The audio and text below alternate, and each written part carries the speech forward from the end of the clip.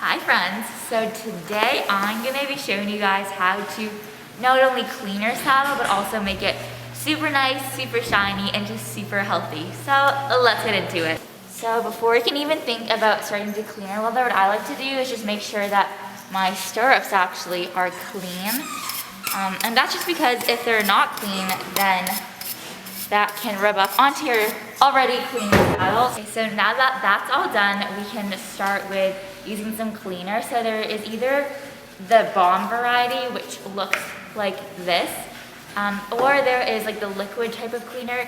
Either way that you use it, it's totally fine. So today I'm just gonna be showing you how to use it with the balm. So first, you're gonna take your sponge and then you are going to wet it in the water. So get nice and wet, and then it's very important that you squeeze out any excess water. So you want it to be damp, but only just by a bit. So now that it's barely even wet, you're gonna take it and just kind of rub it a little bit in the cleaner, and then you can start cleaning your saddle. So to do it, pretty simple. You just gotta go in circular motions, like imagine you're currying a horse, but go very lightly because your saddle is very delicate. So you kind of just go like this. So I also like to do it by section, and in between sections you'll see that your sponge gets a little bit dirty, so it's important to rinse it out really well in your water, and then once again squeeze it all out, and that just makes sure that you're cleaning your saddle with a sponge that isn't going to be dragging dirt around. You want to get all the parts of the saddle, so in the front, the back, and even inside here as well. So you'll see here that I'm just showing you my sponge is a little bit too wet, and you can tell that it's too wet because it's like leaving a lot of water remnants, so you don't really want that. So you just want to make sure that you kind of squeeze everything out. So when you're cleaning it, it might not look actually clean because the water will still be drying on it. It might look a little bit funky, but trust me, afterwards and once it dries, you'll notice a dramatic difference. This is the one that I am using. You can look here.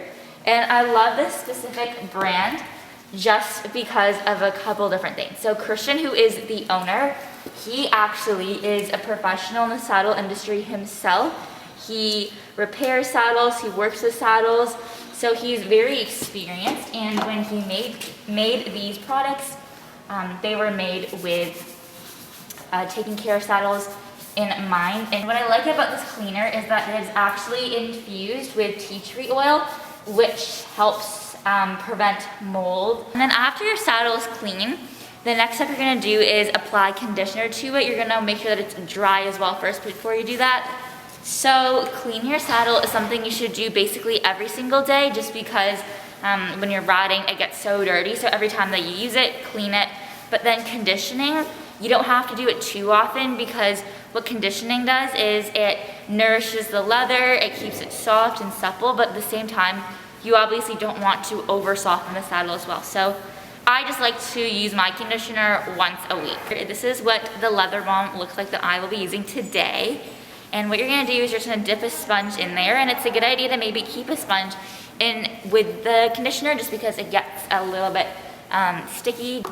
So very similar to the saddle cleaner, you're just gonna want to rub it in circles all around, just in continuous circles. And this is the stuff that helps make it shiny and helps make it look good.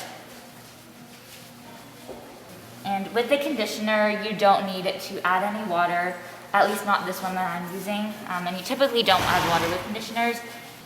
So you kind of just go everywhere with this. There are a couple different areas that you should avoid, and I'll get into that after. So under here, actually, the billets, this is where you put your girth, is one place that you should never really condition all that often.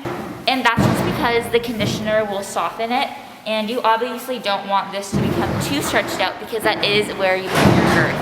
This conditioner I am a huge fan of just because of how well it works. Now, this is my magic tool to getting that super duper shiny, smooth finish on your saddle that is jewel worthy. So this here is a kind of sheep's wool glove, and you can see in here that it's really cool on the inside as well. So very, very soft. I wish you could feel it. But if you just put it on like the mitt and you just kind of rub it all over, and just really softly, gently do it, what this does is it really takes the conditioner and completely just brings out the shine in your saddle. It just evens it out, smooths it out, and the finishing of results is absolutely stunning.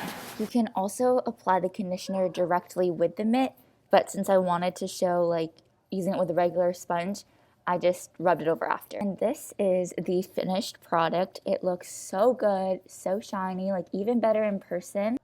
This was just a really simple routine that you can follow to get your saddle looking show ring ready without having to deep clean it and take off all the stirrups and such. So as you can see, I have now finished all of the process work behind getting my saddle nice and clean and conditioned.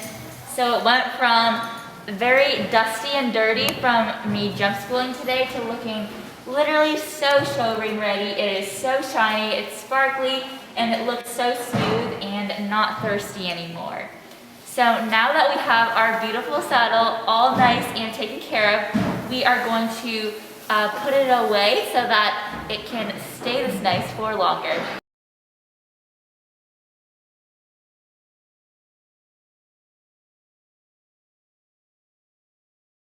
Okay, this is all done. I'm gonna go put this on my saddle rack right now. I just wanted to say thank you so much for watching. And if you want to see more tutorials like this in the future, let me know. Or if there's any more of the saddle cleaning and care process that you don't quite understand, you can comment that and I'll get back to you. See y'all next time.